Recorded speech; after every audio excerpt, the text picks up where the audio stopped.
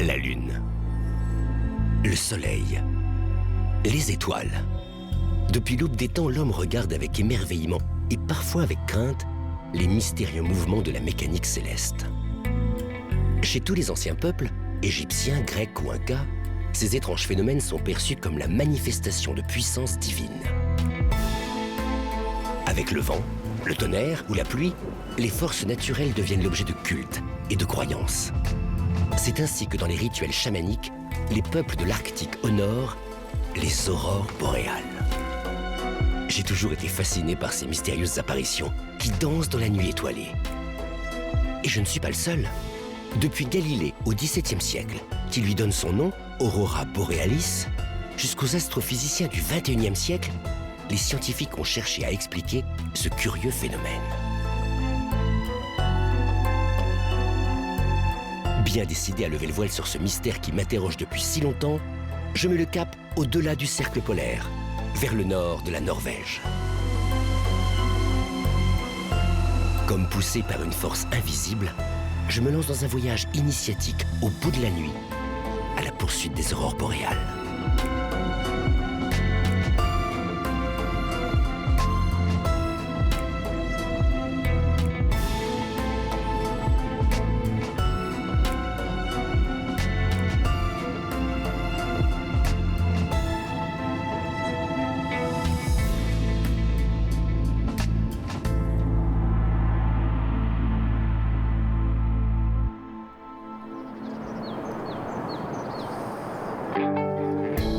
Tromsø. Je pensais arriver dans une petite ville perdue dans le froid et la neige, et je découvre une métropole moderne et dynamique. Autrefois, c'est d'ici que les explorateurs partaient à la conquête des pôles. Le souvenir d'Amundsen, le plus grand d'entre eux, plane encore sur la ville. Je téléphone à Per Helge Nylund. C'est mon seul contact ici. Per Helge est né à Tromsø. Les aurores n'ont donc aucun secret pour lui. Je suis sûr qu'il sait comment les attraper.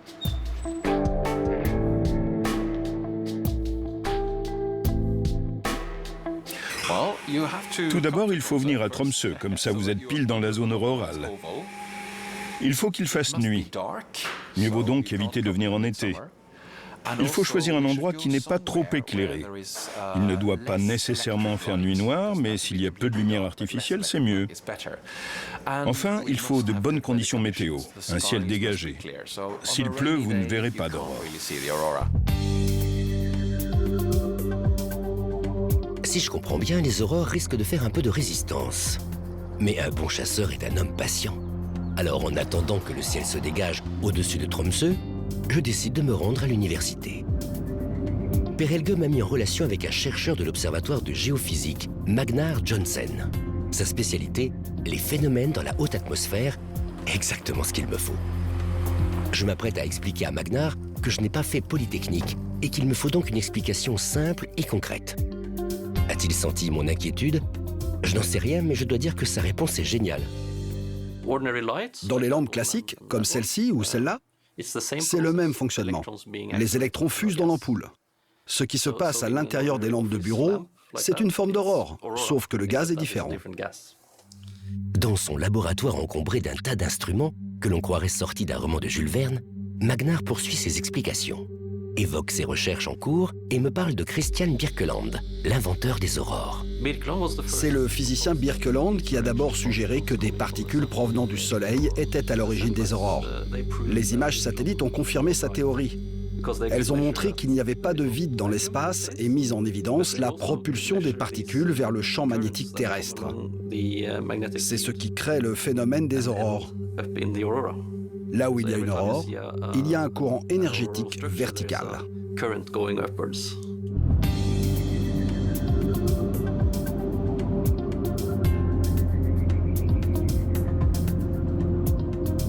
Grâce aux explications de Magnar, les pièces du puzzle commencent peu à peu à se mettre en place.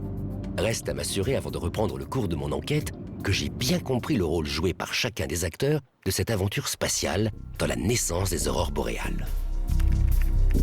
Tout commence avec le Soleil, théâtre d'éruptions permanentes dont les plus puissantes se manifestent de façon cyclique tous les 11 ans. Sa surface brûlante est balayée en permanence de vents violents. À des vitesses vertigineuses, pouvant atteindre plus de 400 km par seconde, ils traversent le système solaire, chargés de quantités de particules, et finissent par s'approcher de l'atmosphère terrestre. Notre planète est heureusement protégée par un bouclier magnétique, à l'exception cependant de 2 petites zones situées au-dessus des 2 pôles.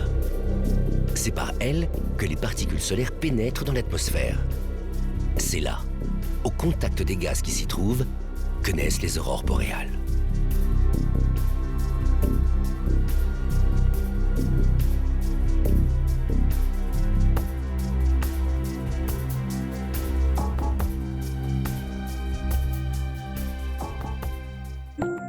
L'approche scientifique est bien sûr essentielle pour comprendre les aurores, mais elle n'est pas la seule. Je me dis qu'un phénomène aussi étrange et spectaculaire doit forcément avoir une influence sur le mode de vie, les mentalités ou les croyances. Pour en parler, je contacte à nouveau Père Helge. Quelques instants plus tard, je le retrouve dans le parc qui entoure le musée de Tromsø.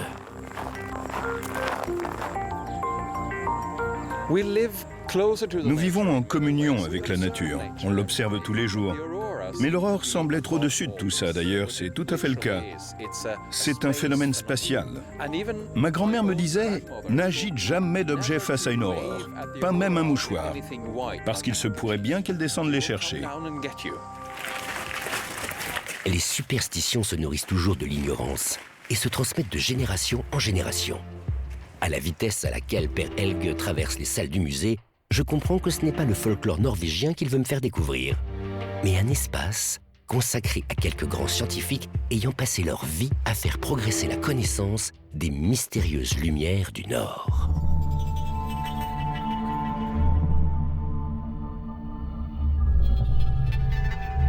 Pendant longtemps, les légendes alimentent les fantasmes et tiennent lieu d'explications. Il faut attendre le XVIIIe siècle pour qu'Edmond Halley soupçonne le rôle joué par le champ magnétique terrestre et qu'Henry Cavendish détermine l'altitude où se produit le phénomène. Mais c'est au Norvégien Christian Birkeland que revient le mérite au début du XXe siècle de la découverte du mécanisme des aurores. Il a mis au point cette machine, la Terrella, ou Petite Terre. C'est une représentation miniature de l'espace, avec une petite planète et un petit soleil, matérialisé par le rayon cathodique à l'arrière. En envoyant un courant électrique dans le dispositif, Birkeland a pu recréer exactement le phénomène qui se produit autour de notre planète.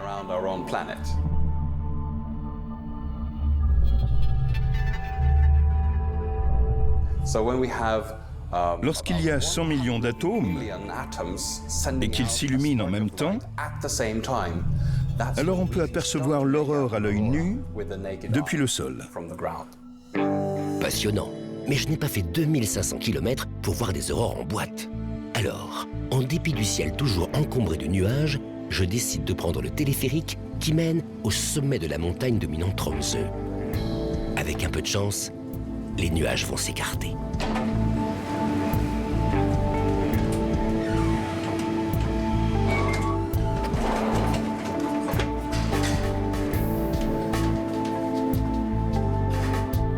J'ai attendu que le miracle s'accomplisse. En vain, seules les lumières de Tromsø scintillent dans la nuit.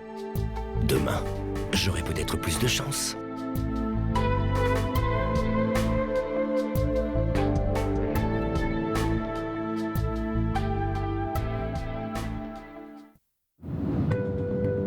Deuxième jour. Les prévisions météo sont toujours aussi mauvaises. Je décide donc de suivre les conseils de Père Helge. Je quitte la ville et son halo de lumière artificielle pour rejoindre un endroit perdu, en pleine nature. Un endroit où je vais pouvoir être en connexion directe avec le ciel.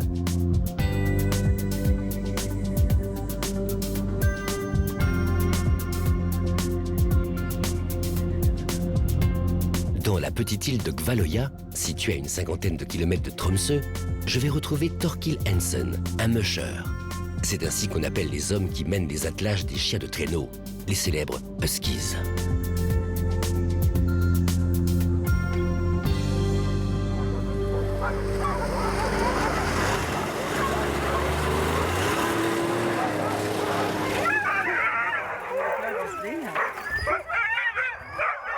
Selon une légende des Tchouktches, un peuple de la péninsule du Kamchatka en Sibérie orientale, les Huskies seraient nés du mariage d'un loup et de la lune. La légende raconte également que s'ils hurlent les soirs de pleine lune, c'est pour lui demander de redescendre. Qu'est-ce que c'est? C'est du gras de porc. Juste un petit encas que je leur donne à chaque fois qu'ils doivent courir.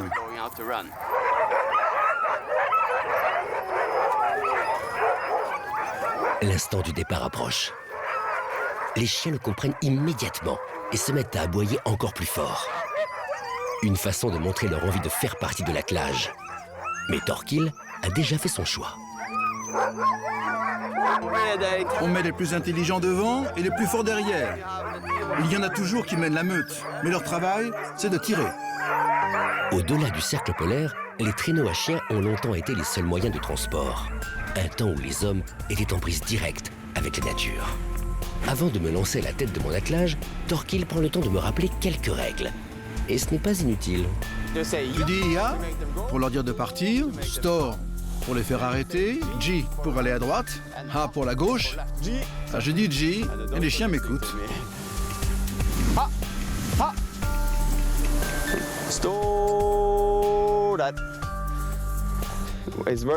Il est très important que mes chiens s'arrêtent en même temps que moi. S'ils ne s'arrêtent pas ou qu'ils voient un animal sauvage, ils veulent se lancer à sa poursuite. Cette fois, c'est parti pour de bon. Durant les premières minutes, je ne pense qu'à une chose, ne pas tomber et suivre tant bien que mal la trace de Thorkill.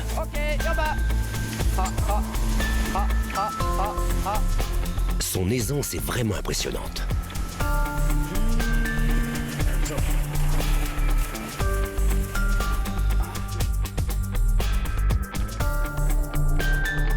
Pendant plus de 2 heures, nous progressons ainsi au cœur de la nature. À des siècles de distance, nous renouons avec la geste traditionnelle du peuple Sami.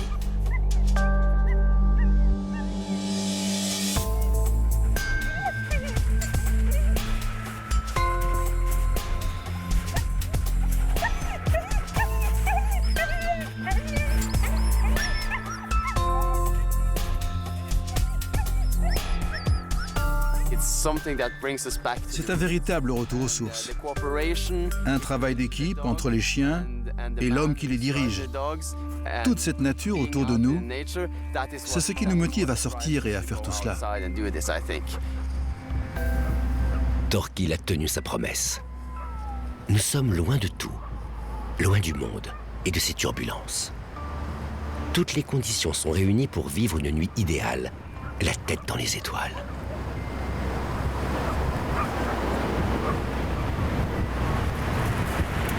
Nous organisons le bivouac. Becky, Musher, elle aussi, nous rejoint autour du feu.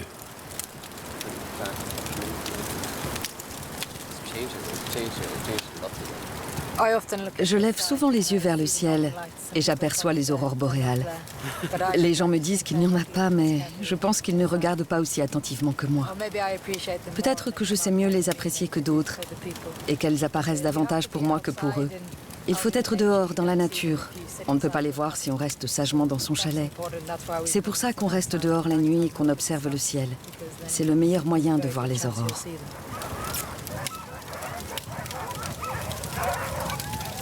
Au bout de quelques instants, de petites lueurs font leur apparition. Pour Becky et Thorkill, ce n'est pas une surprise. Mais moi, je n'en reviens pas. Impossible de quitter du regard ce spectacle fascinant. Les Huskies se remettent à hurler. Est-ce à cause des aurores? Je ne crois pas que les chiens voient les aurores. Mais j'ai l'impression qu'ils hurlent plus souvent quand elles se produisent. J'ai l'impression qu'ils se tournent vers le ciel lorsqu'elles arrivent.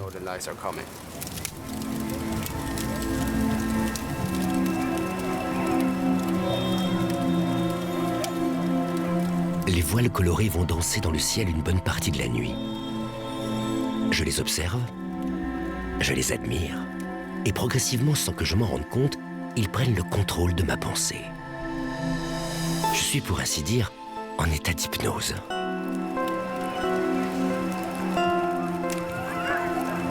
Il y a plein d'endroits sur Terre où l'on peut voir le soleil, la mer ou la lune.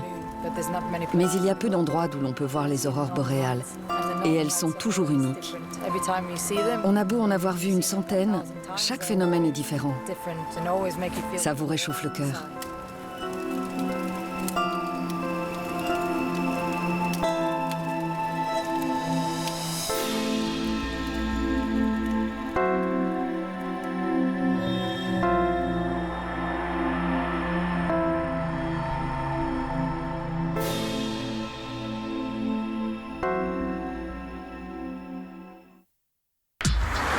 Il neige sur Tromsø.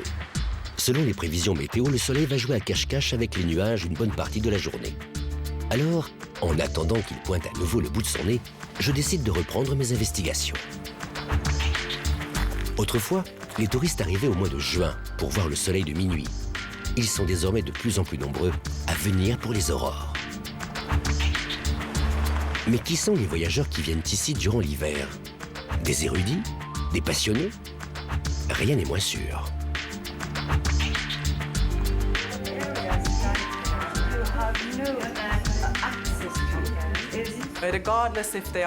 Qu'ils viennent de France, du Japon, des États-Unis ou de l'Inde, nos visiteurs sont ici pour la même raison, voir les aurores boréales. Ils ont toujours beaucoup de questions. Le plus drôle, c'est quand ils nous demandent à quelle heure les aurores boréales vont apparaître. C'est impossible à prédire. Les touristes, on le sait, sont toujours pressés. Pour répondre à leurs demandes, des informaticiens ont donc mis au point un logiciel de prévision des aurores. Du moins en principe. Il y a des applications pour ça, mais vous pouvez aussi regarder sur Internet, sur votre téléphone. Par exemple, si vous regardez sur ce site, ce sont les images des satellites américains. Tout à l'heure, on était à 15 gigawatts, et depuis, on est passé à 16 gigawatts. Ça veut dire que la concentration des particules augmente et que l'activité sera plus forte ce soir. Ici, on a des aurores chaque nuit, mais elles ne sont pas toujours visibles. Ça dépend du ciel. C'est pour ça qu'il faut le surveiller.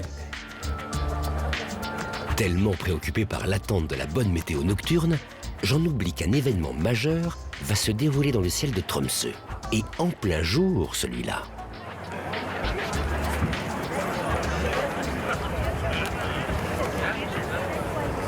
On est venu pour les aurores, mais on a fait en sorte d'arriver à temps pour l'éclipse aussi. Enfin, on espère. C'est un bonus. On est arrivé mardi soir. Et le mercredi matin, au réveil, on a appris que les lumières étaient visibles chez nous, dans le sud de l'Angleterre. C'est trop bête. Je suis visiblement né sous une bonne étoile. Même si le mystère qui entoure la course des planètes de notre système solaire est en partie levé, une éclipse est toujours un spectacle rare et donc fascinant. Suivant un rituel désormais bien établi, la Lune, qui tourne autour de la Terre, va se placer très exactement dans l'axe du Soleil et nous priver d'un peu de lumière pendant quelques minutes.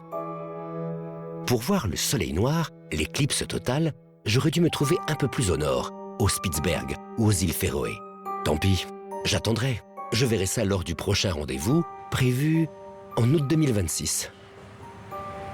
À l'instant où le soleil brille à nouveau de tous ses feux, le Nordkapp entre dans le port. Pour les Norvégiens vivant au bord de la mer, ce bateau, c'est un peu l'autobus. Dans quelques heures, il va reprendre sa route afin de desservir tous les petits ports du pays jusqu'à l'extrême nord. Je dois absolument me décider. Rester à Tromsø ou poursuivre mon enquête plus au nord en Laponie. C'est la météo qui va décider. Je m'en remets donc aux prévisions de Francisco. Concrètement, ce soir, dans le nord, le ciel doit rester nuageux. Mais, là, je vois que de 23h à minuit, les nuages vont se dissiper. C'est comme ça que je détecte où les aurores seront visibles. Les dés sont donc jetés. J'embarque à bord du Nordkapp.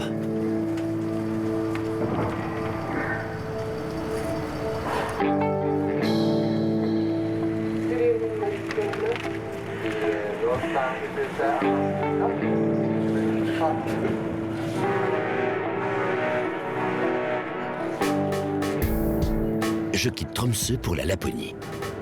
C'est dans cette région perdue au nord de la Norvège que vivent les Samis. ce peuple a tissé depuis de longs siècles des liens mystérieux et profonds avec les mythiques lumières du Nord.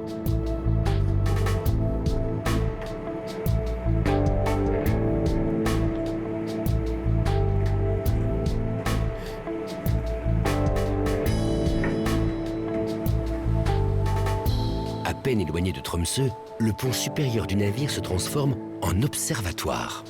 Et je ne suis donc pas le seul à suivre la trace des aurores. On va passer la nuit donc jusqu'à, je dirais, extinction des aurores. La dernière fois, nous sommes restés jusqu'à 1h30 du matin. J'attends l'aurore boréale. Pas eu le temps d'enfiler un pantalon. Je suis écossais. Et c'est bien connu, on porte jamais de pantalon.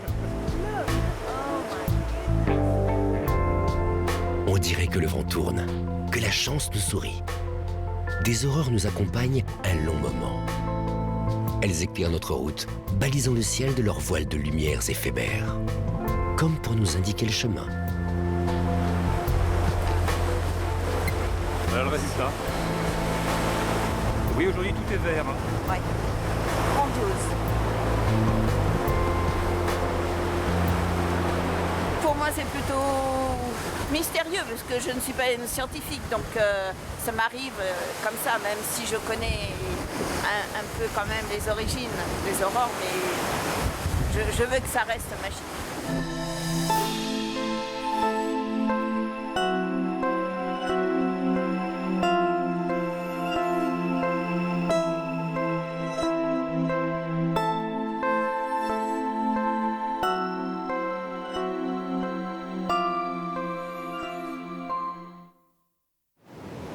Cela fait maintenant 5 jours que je tisse ma toile, que je réunis les informations et les indices. Les aurores sont comme les icebergs. Leur beauté apparente ne dit rien de leur puissance cachée, invisible. Per Helge, Magnar, tous les scientifiques rencontrés à Tromsø m'ont parfaitement expliqué le phénomène. Mais ils ne m'ont rien dit sur les pouvoirs étranges, les forces occultes des lumières du Nord.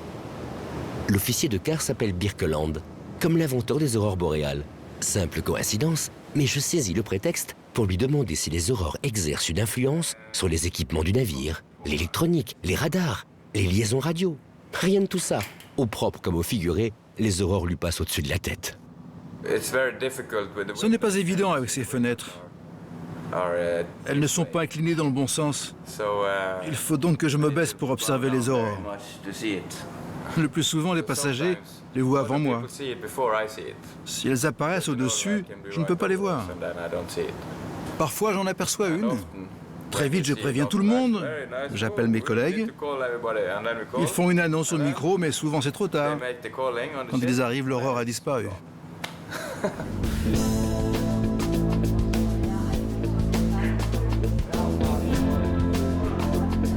Les aurores sont au centre de toutes les discussions. Les passagers comparent leurs impressions, échangent des informations. C'est notamment le cas pour le petit groupe de passagers croisés la nuit dernière sur les ponts.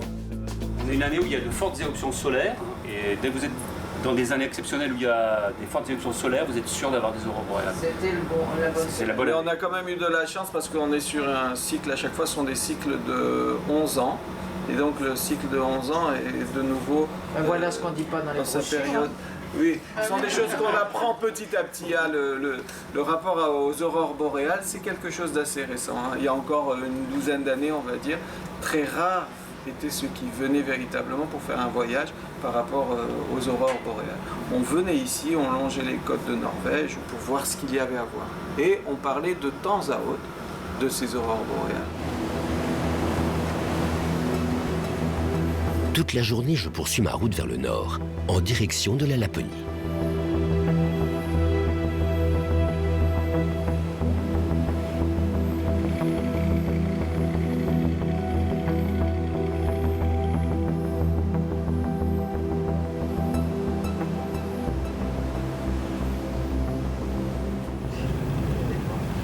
Je poursuis mon enquête, et je vais de surprise en surprise.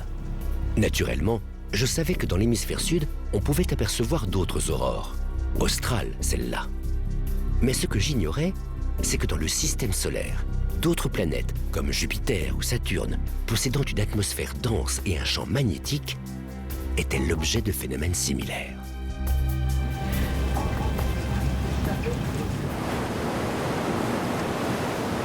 Grand soleil, ciel dégagé. La météo idéale pour un chasseur d'aurore. Je ne peux m'empêcher d'avoir des craintes. Ici, le climat peut changer radicalement en quelques heures.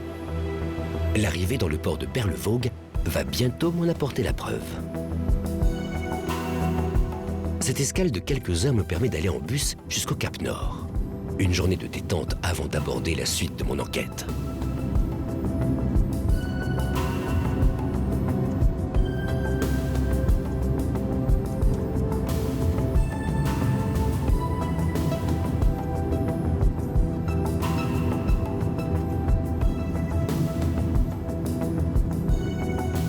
Quelques minutes, le ciel se couvre de nuages.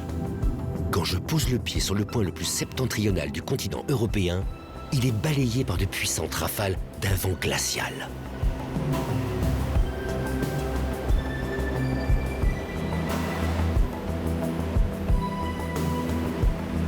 Le paysage est grandiose. Je suis au bout du monde. Devant moi s'étend la mer de Barents, qui mène à l'archipel du Svalbard, dernière terre avant le pôle Nord.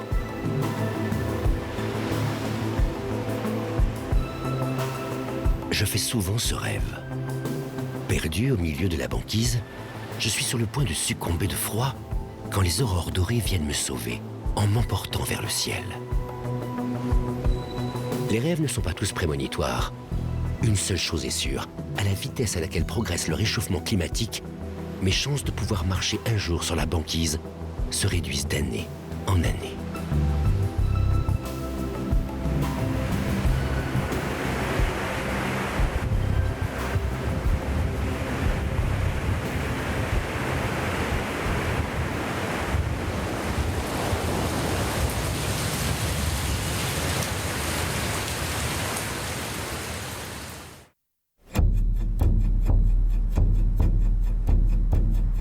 Jour.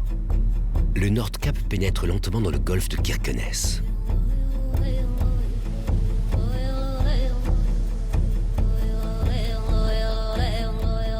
Au cours de la nuit, la température a brutalement chuté. Le thermomètre indique -18.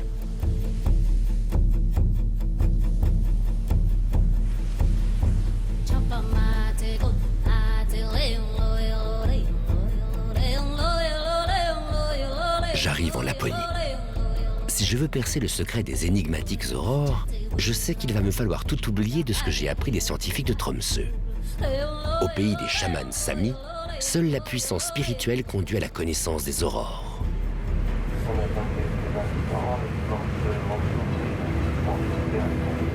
Kirkenes. Le terminus de la ligne maritime n'est qu'à quelques kilomètres de la frontière russe. C'est Torkil, lors de notre petite randonnée en traîneau, qui m'a parlé d'Ilagura. Ce petit village de Laponie serait connu pour son attachement aux traditions et aux croyances chamaniques. Après plusieurs coups de téléphone infructueux, je finis par y trouver une chambre chez l'habitant. Arrivé à Kirkenes sous le soleil, c'est sous la neige que je prends la direction de Ilagura, en plein cœur du pays sami. Les Samis sont arrivés dans le nord de l'Europe il y a environ 10 000 ans. Semi-nomades, ils ont longtemps vécu au rythme des migrations de leurs troupeaux de rennes, avant de se sédentariser. Quelques milliers d'entre eux vivent aujourd'hui dans la péninsule de Kola, en Russie, et en Finlande. 20 000 sont installés en Suède. Mais la majorité du peuple Sami, environ 100 000 personnes, vit en Norvège.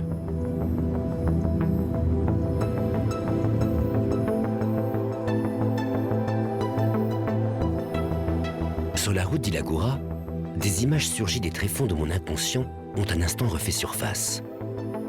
Des images de Samis, habillés de peau de renne et vivant sous des tipis comme les Indiens d'Amérique.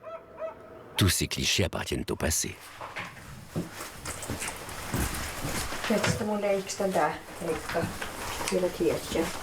Les Samis sont résolument ancrés dans leur époque.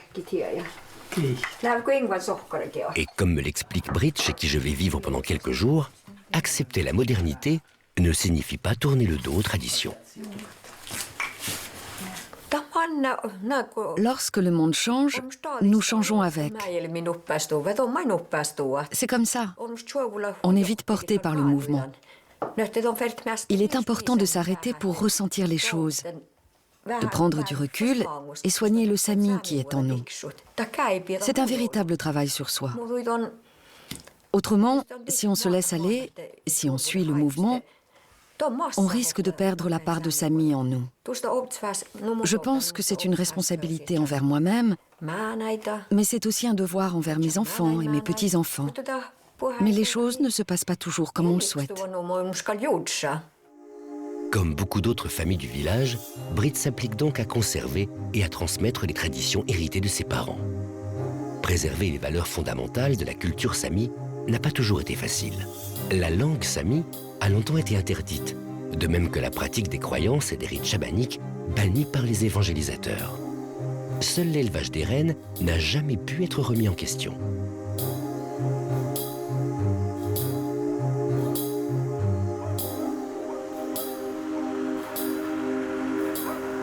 Téléphone portable, Internet, scooter des neiges, Mathis, le mari de Britt, utilise sans problème tous ces outils de la modernité. En revanche, pour les animaux, il continue à travailler à l'ancienne.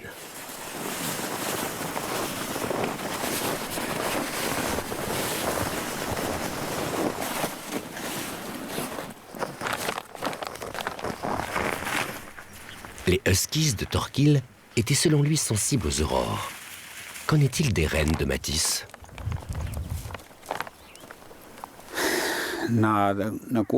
L'aurore.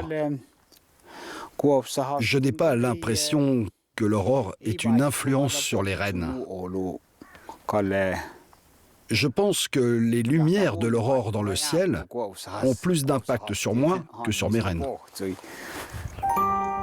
Comme tous les Samis, Mathis vit au contact des aurores depuis sa naissance. Elles font tellement partie de sa vie que je me demande encore s'il les voit. Il sent leur présence, sans même avoir besoin d'ouvrir les yeux. Inutile donc de le presser de questions sur ces lumières qui me fascinent. On n'explique pas l'inexplicable. Si je veux percer le mystère qui les entoure, je dois tout d'abord régler le rythme de mon pouls sur celui de la nature laponne. C'est exactement ce qu'a fait Harald, producteur de musique, quand il a décidé de quitter Oslo pour venir s'installer dans la région. Je m'assois ici dans mon petit cocon et la nature suit son cours à l'extérieur. Il se passe des choses incroyables. Il y a des aurores boréales, des saumons qui jaillissent hors de l'eau pendant l'été. Tout au long de l'année, la nature exerce sa magie. En tant qu'être humain, ça nous touche. Nous faisons partie de cette nature. Nous sommes des êtres vivants, nés sur la même terre. Je suis particulièrement sensible à ce sentiment d'appartenance.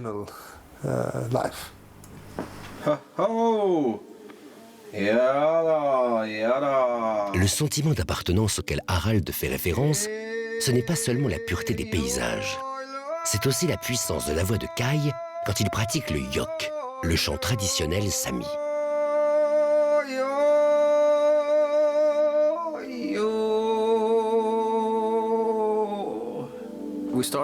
On a commencé par un tout autre genre de musique d'influence anglaise, le hard rock. Puis on s'est mis au yok. J'ai grandi en pensant que le yok était une honte.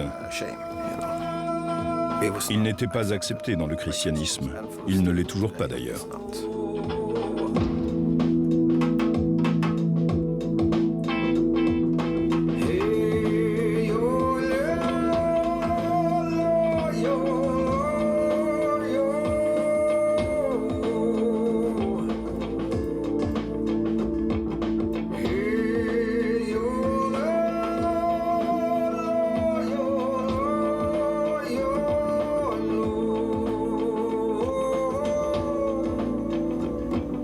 Même s'il s'en défend, Kai est une sorte de chaman des temps modernes. Il ne se livre pas à des prières incantatoires, ne jette pas les runes au pouvoir magique et ne prédit pas l'avenir en lisant dans les viscères de poulet. Mais avec la puissance et la beauté de sa voix, il communique peut-être avec les forces de la nature et entre en contact avec les esprits samis, dont certaines légendes racontent qu'ils chevauchent sur le dos des aurores boréales.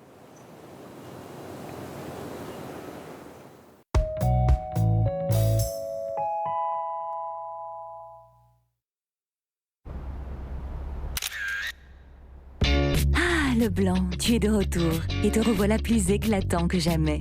Et c'est pas juste blanc, c'est cristal blanc. Il suffit d'une dose de Vanish cristal blanc. On trempe juste une fois et on voit la différence. Il y avait le blanc, maintenant il y a le cristal blanc. Vanish cristal blanc.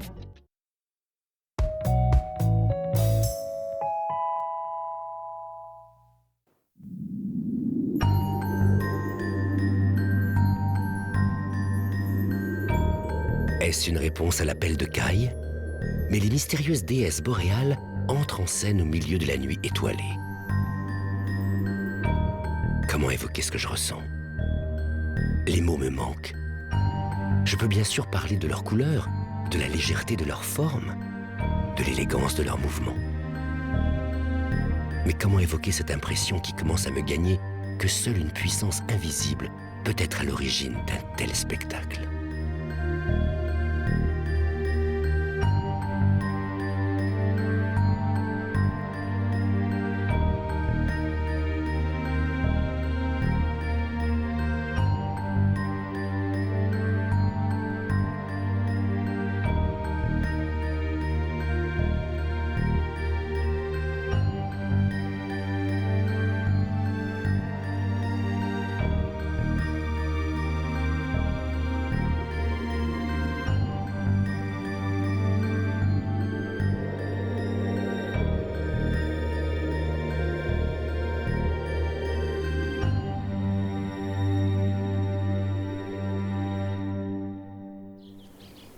La nuit a été féerique.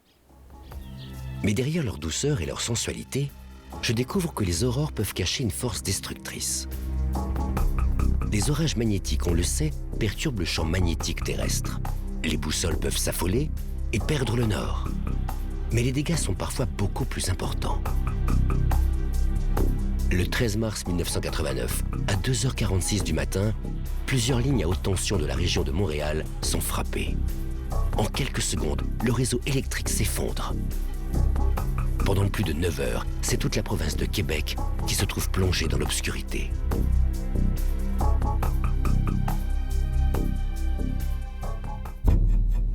Cela fait maintenant 8 jours que je piste les aurores, que mon enquête oscille en permanence entre réalité et surnaturel, entre science et superstition. Loin de m'aider à trouver mon chemin dans ce labyrinthe de suppositions, Mathis, l'éleveur de rennes, me glisse dans le creux de l'oreille « Si tu veux attraper tes aurores, je te conseille d'aller faire un petit tour du côté de l'école de Tanabru. » Le conseil me semble un peu étrange, mais sans me poser davantage de questions, je prends donc la direction de la petite ville de Tanabru.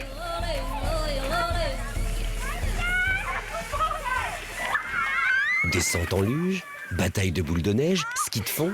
Quand j'arrive à l'école, c'est l'heure de la récréation. Tout cela n'a rien de très mystérieux.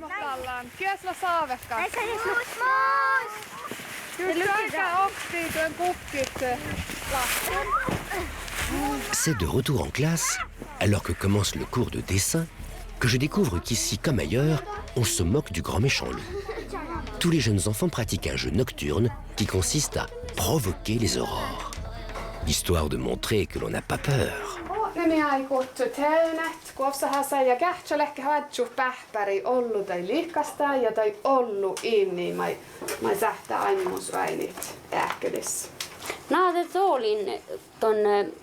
Olmusta hei tehtämä kuopsahassa le ja te siive hä paalle kaijon. Att mun viejas on härdimin dan kuopsahassa ja dalle mun vikin siisa dan mun intostan aina hiusta poli väldisu. No mutta manit on pallehtan. Danin kun mun inhälidin vanha 3 vuotta.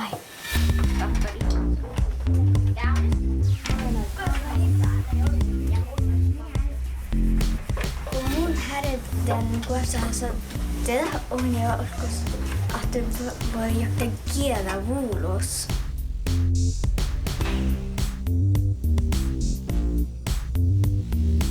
Mun härden on päijä ujal.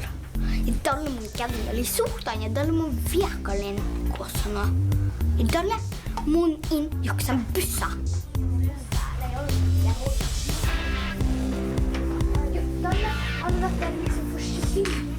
Hade nyökkää vänner något men liksom låt som man lär.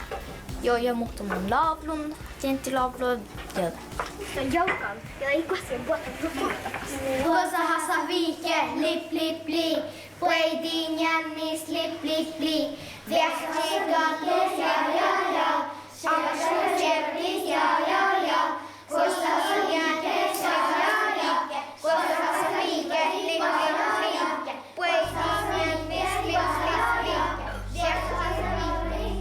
Je comprends maintenant pourquoi Matisse a tant insisté pour que je me rende à l'école. Le message est clair. Si je veux percer le mystère des aurores, je dois mettre de côté mon esprit cartésien et retrouver la naïveté de mon enfance peuplée de légendes et de contes de fées. Les enfants, comme les chamans, se moquent de savoir que les aurores qu'ils aperçoivent au-dessus de leur tête se trouvent dans la haute atmosphère. Ce qu'ils croient en revanche, c'est qu'à chaque couleur correspond un type de présage. Les rouges symboliseraient ainsi l'âme de défunts disparus de mort violente. Ce qu'en revanche nous apprennent les scientifiques, c'est que leur couleur dépend en réalité du type de gaz, azote, oxygène ou hydrogène, que les particules solaires rencontrent lors de leur entrée dans l'atmosphère. En dessous de 200 km, elles sont vertes. Au-delà, elles deviennent rouges. Quant au bleu, elles se promènent à 1000 km. Un vrai feu d'artifice sidéral.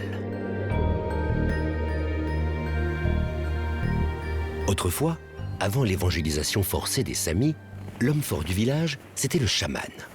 Il servait d'intermédiaire entre les hommes et les puissances naturelles. Ingvald porte l'héritage de ces hommes et de ces femmes à l'étrange pouvoir. On retrouve les mêmes pratiques chamaniques et les mêmes superstitions chez tous les peuples de la sphère boréale. Pour les Inuits de la baie d'Hudson, les aurores sont de grandes torches, servant à guider les morts vers le paradis. Chez les peuples du Nunavut, elles représentent les âmes des chasseurs, jouant avec les crânes des morses.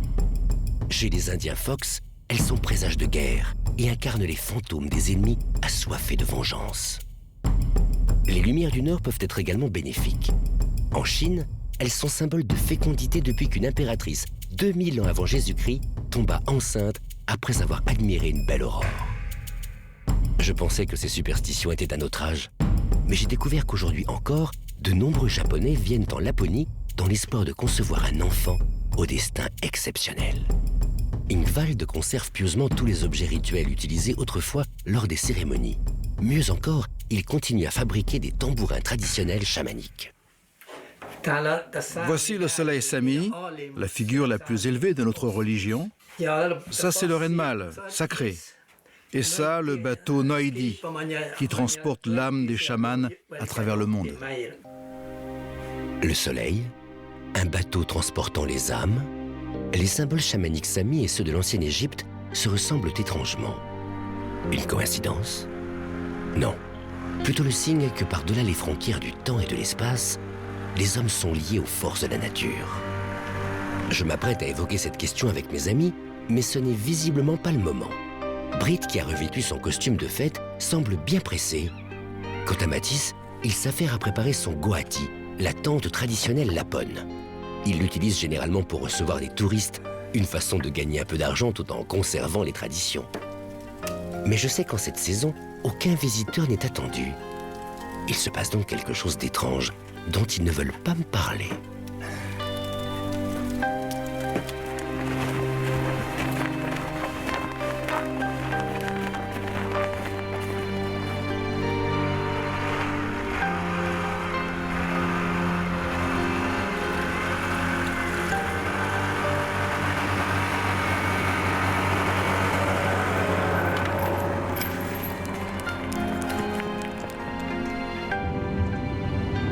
Autant l'avouer, je commence à douter.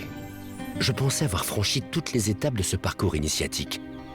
Et pourtant, j'ai le sentiment qu'il me manque encore une clé pour ouvrir la porte donnant accès au monde des aurores.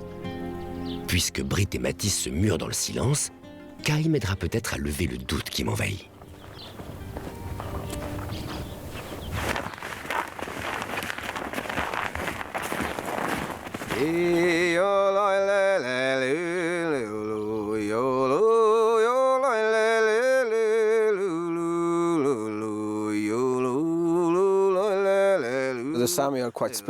Les Samis sont très croyants. La nature joue un rôle déterminant et nous croyons à la puissance des chamans. Il en existe beaucoup et nombre d'entre eux ont des pouvoirs de guérison. Il y a un vrai respect de la tradition. Ils ont une place importante dans la culture des Samis. On reste discret là-dessus, on n'en parle pas ouvertement, mais le sujet reste très présent. Les gens y croient, c'est très important.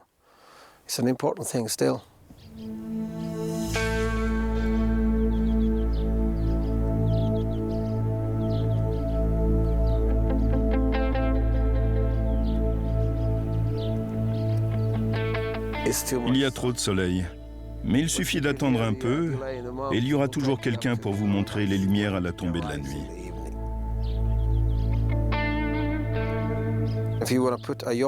Si je devais mettre les aurores en musique, la mélodie serait douce, pas trop rapide ni fluctuante. Ce serait une chanson flottante. J'ai écrit une chanson avec le groupe Aya. Il existe sûrement d'autres chansons sur les aurores. Nous avons la nôtre. Voilà ce que ça donne. Il faut juste que je retrouve l'air.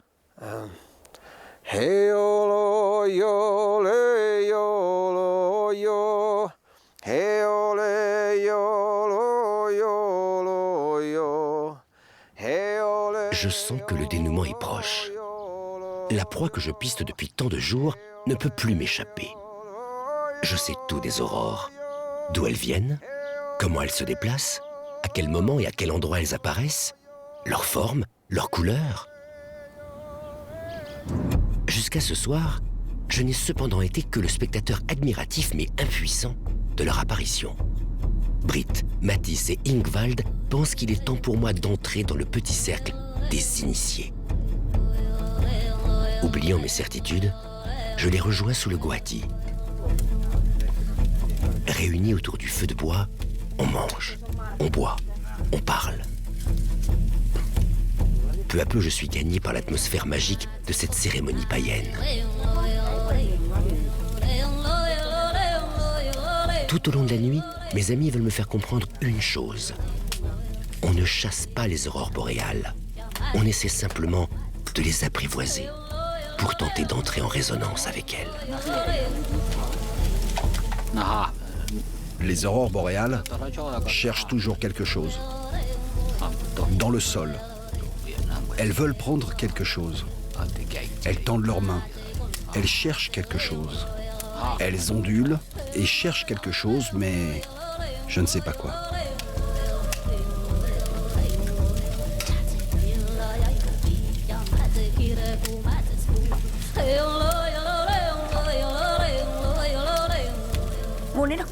Je n'en ai jamais entendu parler à l'école.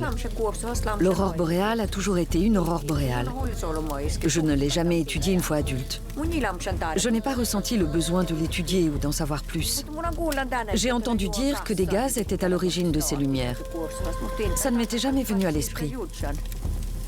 Parce qu'on dirait simplement que ce qu'il y a dans l'espace appartient à l'espace.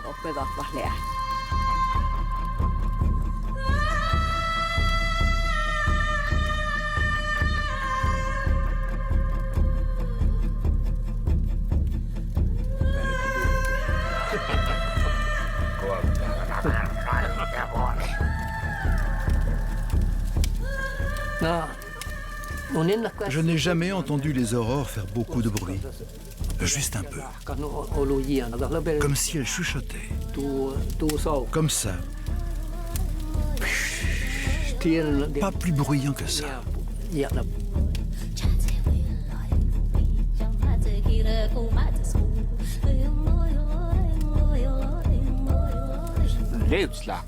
Quand l'aurore est particulièrement lumineuse, elle a un pouvoir magique. Même enfant, on a toujours pensé qu'il ne fallait pas trop parler des aurores boréales.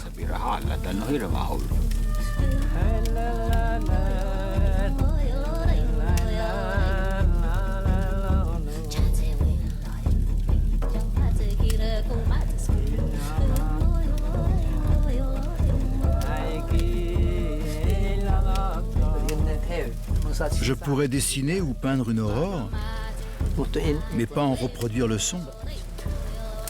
Ça serait même un problème.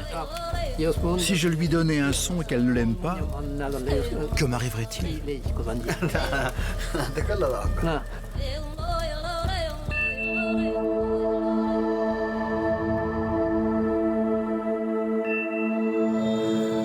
Cette fois, je suis arrivé au terme de ce voyage initiatique, de cette poursuite folle et inutile. Comment ai-je pu croire un instant que ces elfes multicolores tournoyant dans la nuit tomberaient dans mes filets comme de simples papillons? On ne capture pas les aurores boréales. Ce sont elles qui vous attrapent et vous ensorcellent.